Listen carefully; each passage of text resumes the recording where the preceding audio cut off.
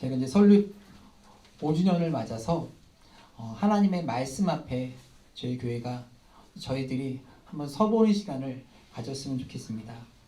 한 가지 이야기로 여러분께 들려드릴 텐데 요즘 아이들은 잘 이해하지 못할 것 같습니다. 여러분들이 학창시절을 생각하시면 이해가 잘 될 것 같습니다. 어떤 아이가 학교에서 돌아와서 엄마에게 이렇게 물었습니다. 엄마, 미술가가 좋아요? 음악가가 좋아요? 엄마는 얘기를 듣고 기쁘게 대답했습니다. 둘 다 좋지. 그러자 아이가 웃으면서 자랑스럽게 엄마에게 성적표를 내밀었습니다. 미술가, 음악가였습니다. 제가 왜 여러분에게 오늘 이런 얘기를 들으며 시작하는가? 우리들이요, 생각하며 듣지 않으면요, 흘려버리는 일들, 놓치는 일들이 종종 있습니다. 제가 교회에서 광고를 하면요, 목사님 언제 그런 얘기 하셨어요? 정말요? 홍성교회도 있을 것 같은데. 아닌 것처럼 그렇게 계시지 마시고요. 오늘 여러분 앞에 일어나는 이 일들이 여러분들이 지나가야 되는 일상 가운데서 우리들이 하나님의 그 말씀 앞에서 귀 기울이지 않는다면 우리들이 잊고 또 놓치는 것들이 참 많이 있습니다. 이 구리터기 교회 설립 5주년을 맞아서 가슴이 벅차고 여러 사람이 함께 정말 기쁜데 이 예배 가운데 하나님의 말씀 앞에서 우리들의 인생을, 우리의 교회를, 우리의 삶을 생각해보는 그러한 시간이 되기를 주의 이름으로 축복합니다. 우리는요, 하나님의 말씀 앞에서 무엇을 생각해야 할까요? 지난 햇수로 3년이 되었죠. 코로나로 인해서 우리는 인류 역사가 전혀 경험해보지 못했던 그런 일들을 지나왔습니다. 후대의 역사가들이 이것을 어떻게 평가할지 모르겠습니다. 그러나 무엇보다도 이 바이러스가 이렇게 인류 전체에 속절없이 무너져 내릴 수 있는가?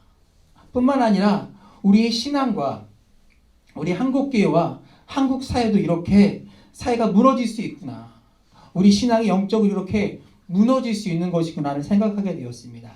그러면서 또 말씀을 준비하면서 떠올랐던 인물이요, 느헤미야였습니다. 우리 성도님 계속해서 느헤미야 말씀이 이제 제가 시리즈로 계속해서 말씀을 할 건데, 느헤미야는요, 무너진 성벽을 재건함으로 인해서 영적 붐을 일으켰던 사람입니다. 이 느헤미야가 이 시대에 우리에게 가장 중요한 메시지를 주고 있다고 생각합니다. 우리가 이 느헤미야의 말씀을 조금 잘 이해하기 위해서는요, 조금 시대적인 배경을 우리들이 아는 것이 좋을 것 같습니다. 여러분 성경에 보면 에스더, 느헤미야, 에스라가 나옵니다. 이 세 성경의 공통점이 무엇일까요? 제가 대답해 드릴게요. 물을 때 여러분 절대 긴장하지 마세요.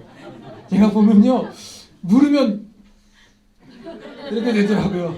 제가 다 대답해 드릴 거니까 여러분 절대 긴장하지 마십시오. 답은 제가 다 합니다. 이 세 성경의 공통점은요, 시대적인 배경이 페르시아입니다. 시대적인 배경이 같아요. 성경에 보면 바사라고 부르는 왕국이 있는데 그게 페르시아입니다.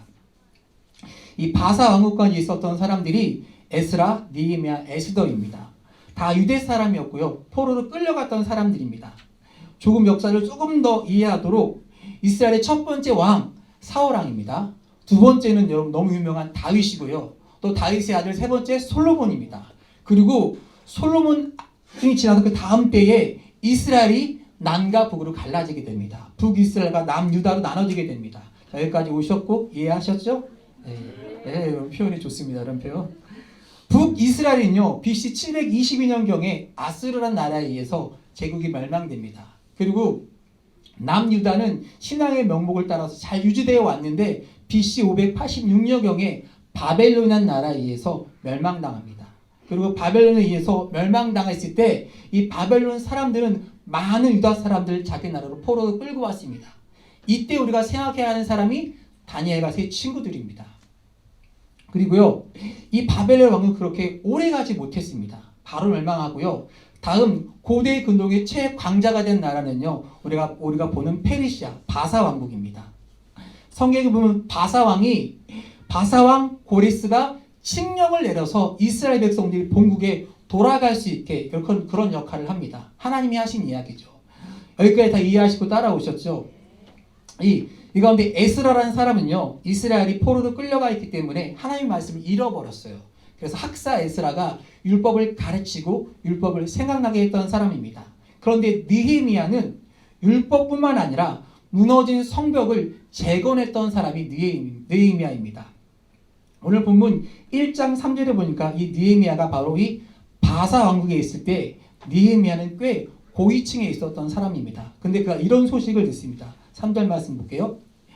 그들이 내게 이르되, 같이 읽을게요. 그들이 내게 이르되 사로잡힘을 면하고 남아있는 자들이 그 지방 거기에서 큰 환난을 당하고 능력을 받으며 예루살렘 성은 허물어지고 성문들은 불탔다 하는지라. 자, 이제 이해가 되실 거예요. 사로잡힘을 면하고 남아있는 자들, 그 사람이 누구냐면 많은 사람이 포로로 끌려갔는데 끌려가지 않고 본국에 남아있던 사람들이 지금 어려움을 당하고 성벽도 무너지고 예루살렘 성전도 무너졌다는 이야기를 느헤미야가 듣게 된 것입니다. 느헤미야가 어떤 사람이었을까요? 1장 1절의 말씀을 볼게요. 하가라의 아들 느헤미야의 말이라.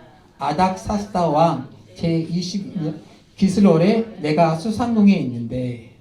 여러분, 수상궁 하면 여러분이 떠오르는 사람이 있어야 돼요. 여러분이 성경을 통독하시고 보시면 알게 될 텐데, 수상궁 하면 떠오르는 사람이 에스더입니다. 에스더와 모르드게. 당시 에스더는요, 아하수에로 왕의 왕비였습니다. 에스더가 유명한 말을 하잖아요. 내가 죽으면 죽으리라 하고 금식하고 왕에게 나아가잖아요.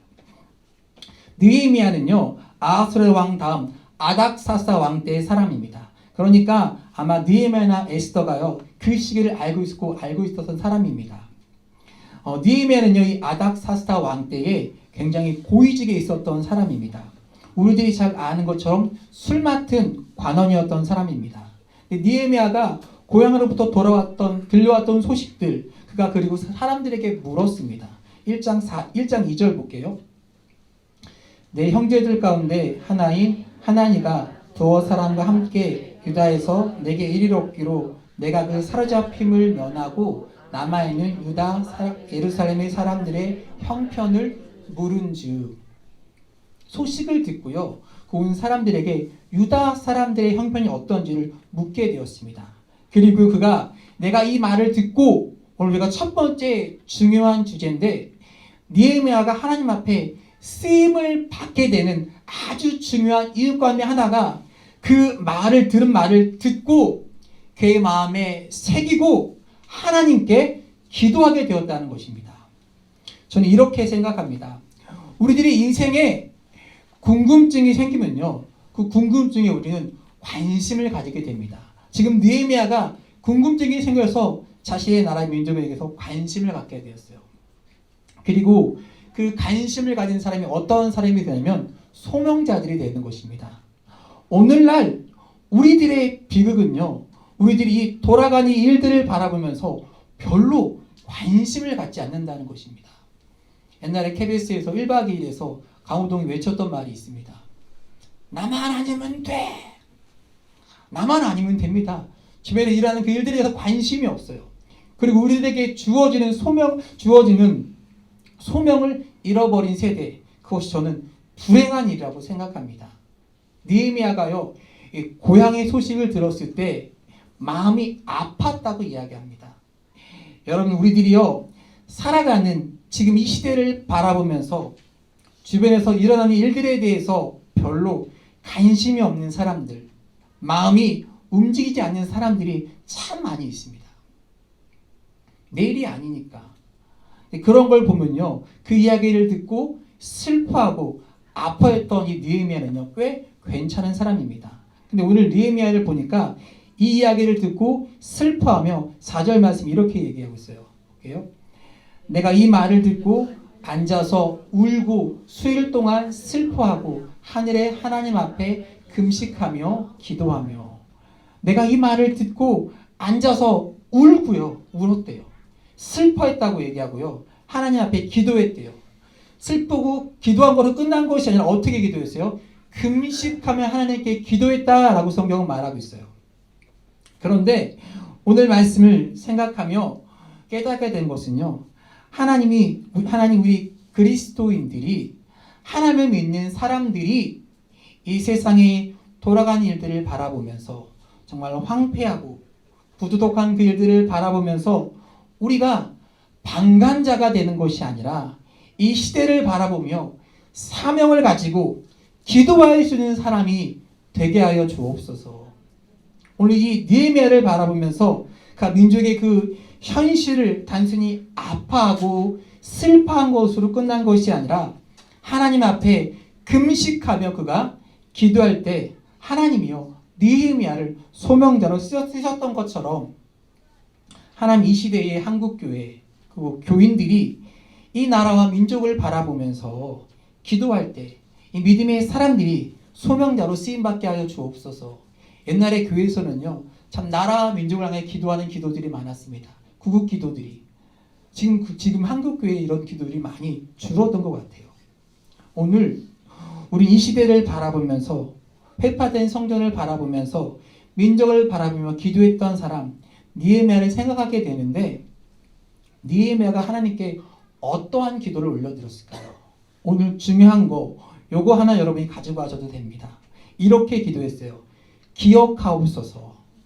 느헤미야가요 부흥과 회복에 대한 비전을 가지고 기도할 때 하나님 앞에 무엇을 기도하였냐면 하나님 기억하여 주세요. 따라합시다. 하나님 기억해 주세요. 느헤미야가 지금 생각했던 민족의 아픔, 민족의 고통의 원인이 무엇이었을까? 느헤미야가 잘 알고 있었어요. 1장 6절 하반절부터 8절까지 말씀을 같이 읽을게요. 자, 보겠습니다. 나와 내 아버지의 집이 범죄하여 주를 향하여 크게 악을 행하여 주께서 주의 종 모세에게 명령하신 계명과 율례와 규례를 지키지 아니하였나이다. 옛적에 주께서 주의 종 모세에게 명령하여 이르시되 만일 너희가 범죄하면 내가 너희를 여러 나라 가운데서 흩을 것이요. 자, 느헤미야가 뭘 알고 있습니까? 지금 이 민족이 바벨론으로 포로로 끌려와서 이 바사 왕국 가운데 흩어져 있고 이 민족이 어려움을 당하고 있는 이유가 뭐냐면 하나님께서 그들에게 주셨던 율례와 규례를 지키지 않았기 때문입니다. 여러분들이 성경을 쭉 보시고 우리에게 통독을 시작하게 됐는데 여러분이 깨닫게 되실 것이에요. 성경을 보면요 아브라함에게 주셨던 약속, 모세에게 주었던 율례와 규례 이것이요 이 창세기부터 요한계시록까지 우리가 하나님의 말씀을 믿고 듣고 따라가느냐 따라가지 않느냐에 대한 말씀이 일관성 있게 쭉 이어져 있습니다. 그게 우리들이요 흔히 이야기하는 구속사적 관점에서 하나님이 우리를 버리지 않고 구원하시는 이야기가 창세기부터 요한계시록까지 쭉 이어져 있는 것이에요. 모세에게 주었던 규례와 율례를 지키지 않음으로 인해서 우리들이 이 어려움을 당하고 있습니다. 여러분 참 놀라운 것은 뭐냐면 하나님께서 모든 사람을 누구에게나 이렇게 징계하시지 않고요. 누구에게나 관심을 갖지 않습니다. 하나님은요 택하신 족속 그들에게 규례와 율례를 주었던 민족에 대해서 하나님은요 징계도 하시고 그들이 돌아오기를 기다리고 계십니다. 하나님 우리를 기억하여 주옵소서. 지금 이 느헤미야가 하나님께 기도할 때 지금 그들이 범죄했던 그것이 아니라 우리들이 범죄함으로 인해서 지금 어려움을 당하고 있으나 하나님께서 우리에게 주셨던 약속이 있지 않습니까? 그 약속 그게 뭐냐면 1장 9절에 나옵니다. 같이 볼게요. 만일 내게로 돌아와 내 계명을 지켜 행하며 너희 쫓긴 자가 하늘 끝에 있을지라도 내가 거기에서부터 그들을 모아 내 이름을 두려고 택한 곳에 돌아오게 하리라 하신 말씀을 이제 청하건대 기억하옵소서. 뭘 기억해 달래요? 예, 우리가 이렇게 찍힌 자가 돼서 하늘 끝에 있을지라도 거기서부터 그들을 모아 내 이름을 두려고 택한 곳으로 돌아오게 하신다는 약속의 말씀을 하나님 기억하여 주옵소서. 오늘 이 말씀을 우리 삶 가운데 한번 적응해 볼 필요가 있다고 생각합니다. 여러분 한국교회는요 2000년의 기독교 역사 가운데서 유례가 없는 정말 엄청난 부흥을 경험한 그런 기독교의 역사를 가지고 있습니다. 그런데 우리가 지금 이 교회들을 바라보면서 화려하고 크게 번듯하게 세워진 성전을 바라보면서 여기에 하나님의 영광이 있다고 말하기에는 부족한 시대가 되었어요. 우리들의 모습들, 아니 하나님의 영광을 가리고 세상에게 멸시를 받는 우리의 모습들을 바라보면서 우리가 기도해야 될 것이 뭐예요? 하나님, 우리 교회를 처음 부르셨던, 한국교회를 세우셨던 그때를 기억하여 주옵소서. 그리고 여러분 각자 개인들을 바라보면서 하나님, 여러분의 가슴이 뛰었던, 하나님이 나를 부르셨던 그 열정들, 내 가슴이 뛰었던 그 기억들을 하나님 기억하여 주옵소서. 제가 하나님 앞에 이렇게 결단하고 이렇게 헌신하겠노라고 하나님 앞에 다짐했던 순간들을 하나님 기억해 주세요. 느헤미야가 알고 있었어요. 이스라엘 민족이 왜 이런 고통을 당하는지, 우리가 지금 왜 이런 어려움을 당하고 있는지, 왜 내게 이런 열정을 잃어버렸는지 우리들은 알고 있어요. 그런데 하나님 앞에 이렇게 기도합니다. 하나님 기억하여 주옵소서. 우리를 돌아오게 하신다고 말씀하신 하나님의 약속을 기억하여 주옵소서. 여러분, 왜 느헤미야가 기억해달라고 말하고 있을까요? 하나님이 잊으셨을까요? 하나님이 잊지 않으셨어요. 오늘 이 기도는 그런 의미가 아니에요. 하나님 기억하여 주옵소서 기도할 때 하나님이 기억할 수 있는 사람으로 내가 변화되겠습니다. 하나님이 그 기억할 수 있는 사람으로 내 삶을 바꾸겠습니다. 내가 말씀 앞에 서겠습니다. 라고 하는 기도를요, 느헤미야가 드리고 있는 거예요. 느헤미야 1장 10절 말씀 볼게요. 이들은 주께서 일찍이 큰 권능과 강한 손으로 구속하신 주의 종들이요 주의 백성이니이다. 이들은 하나님께 택하신 족속 아닙니까? 말씀 앞에서, 그리고 말씀으로 돌아가 하나님 앞에 서겠습니다. 그리고 담대하게 느헤미야가 뭐래요? 우리를 기억하여 주옵소서라고 기도하는 것이 우리의 희망이고 우리의 힘입니다. 하나님이 여러분을 기억하시면 우리를 회복시킬 것이기 때문입니다. 우리를 하나님이 회복시키셔요. 여러분, 부흥은요, 잘 먹고 잘 살고 교회가 커지고 성도가 많아지는 것이 아니라 하나님과 우리와의 관계가 진정한 관계, 그것이 살아있는 관계가 되는 것이 진정한 부흥입니다. 오늘 우리 가운데 부흥의 역사가 일어나야 되고, 한국교회가 이 사명을 감당해야 되고, 우리 교회가, 홍성교회가 이 사명을 감당해야 되는 것입니다. 제가 참 작년 말부터 요즘 들어서 참 스스로 마음이 아프고 저를 바라보면서 힘든 것 중에 하나가 뭐였냐면, 설립 5주년이 되었잖아요. 처음 여기서 이 땅에 이곳에 교회가 세워질 때 제 가슴이 얼마나 하나님 앞에 뛰었는지 몰라요. 그 떨렸던 그 떨림, 왜 그때처럼 떨리지 않을까? 이곳에 아무것도 없었어요. 의자 몇 개만 있었을 때 여기 앞에서 앉아서 찬양하고 기도만 해도 하나님이 주셨던 은혜와 눈물이 뚝뚝뚝 흘렀는데, 그것이 저에게 없는 것이 마음이 아팠습니다. 그래서 요즘 제가 회복에 관한 기도들을 많이 해요. 하나님, 그때처럼 저의 가슴이 뛰게 해주세요.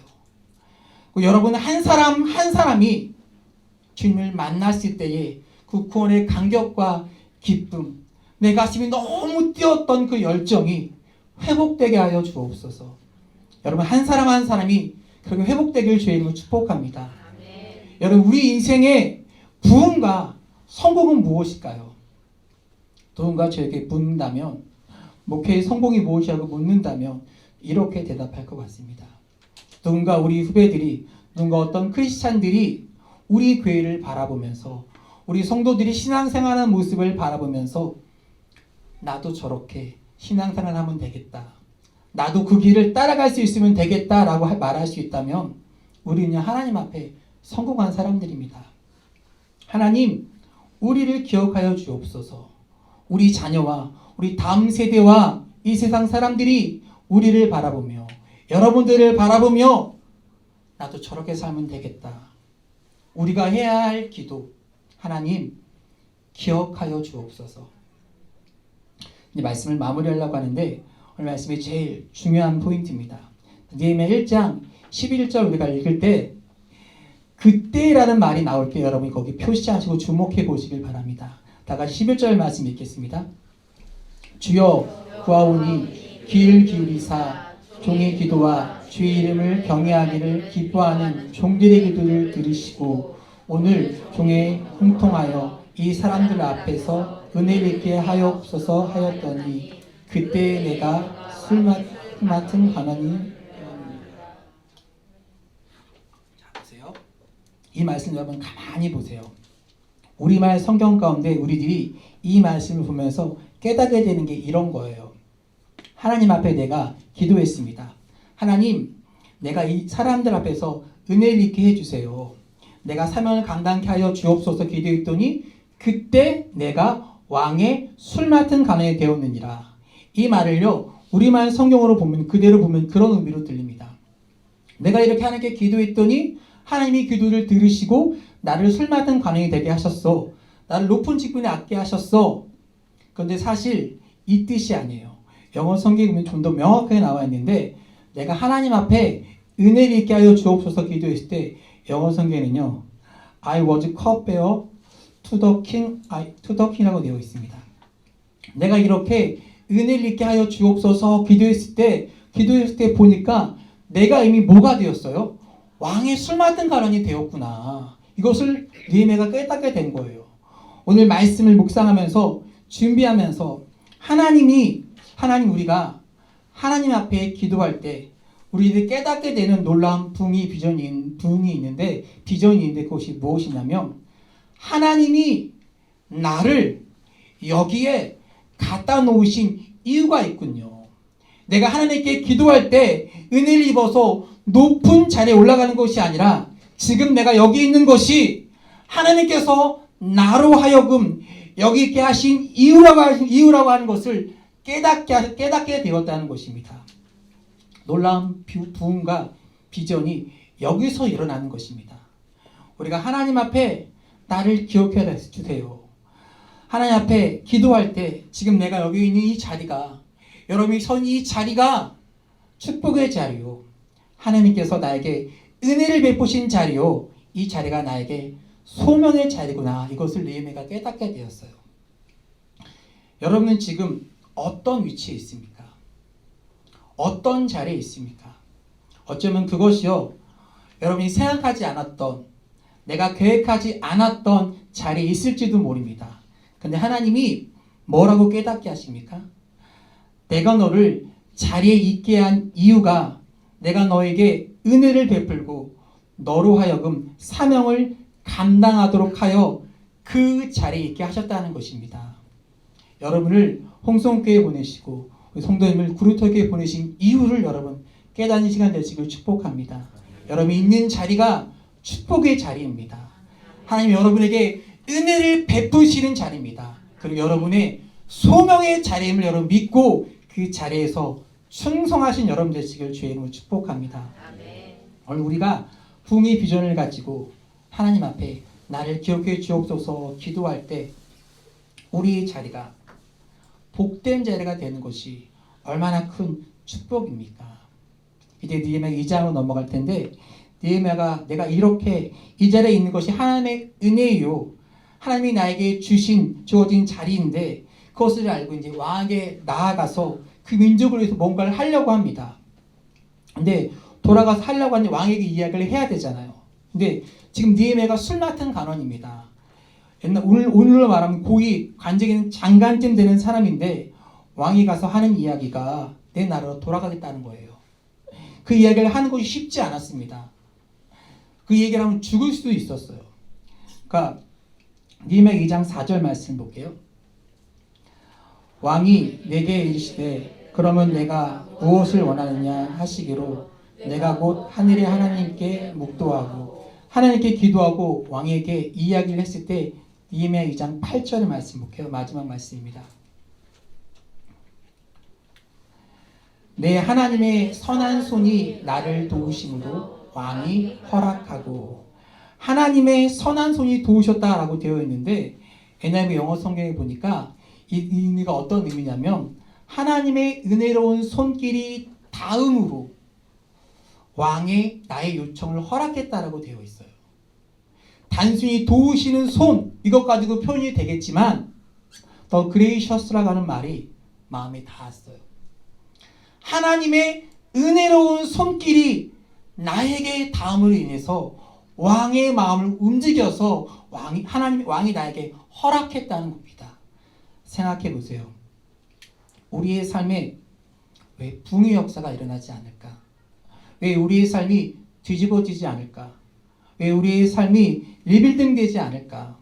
생각해 보니까 우리들이 하나님 앞에 나를 기억해 주옵소서.